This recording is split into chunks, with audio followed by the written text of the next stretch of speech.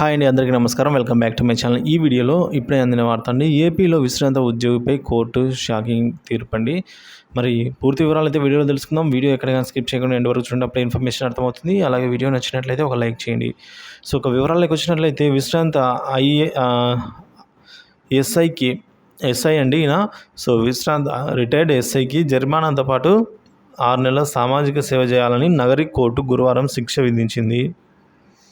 Nagari CI Suresh తెలిపిన వివరాల ప్రకారం తిరుపతికి చెందిన రిటైర్డ్ ఎస్ఐ వెంకటరమణ తిరుత్తణికి కారులో వెళ్తున్న సమయంలో నెత్తం కండ్రింగ ఎలక్ట్రికల్ సబ్స్టేషన్ వద్ద ద్విచక్ర వాహనంపై వస్తున్న కీలుపట్టు బీసీ కాలనీకి చెందిన రైతు శ్రీనివాసులు ఢీ కొట్టడం వల్ల 2022 ఆగస్టు 7న జరిగిన ఈ ప్రమాదంలో శ్రీనివాసులు మృతి చెందారండి. సో ఘటనపై మృతుడి కుమారుడు పిఎస్ మహేంద్ర పోలీసులకు విధంగా ఫిర్యాదు చేశారు. అప్పట్లో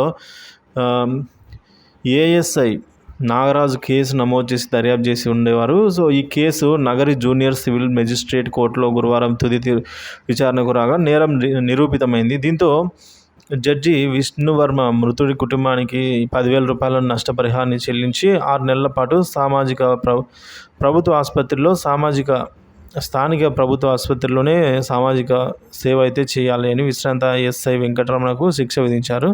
ఈ విధంగా ప్రాసిక్యూషన్ తరపున ఏపీపీ ఎం శాంతికుమార్ వాదించారు. సో మొత్తానికి అయితే ఈ విధంగా విశ్రాంత ఉద్యోగి అంటే పెన్షనర్కి శిక్ష అయితే కోర్టు విధించడం జరిగింది యాక్సిడెంట్ కేసులో.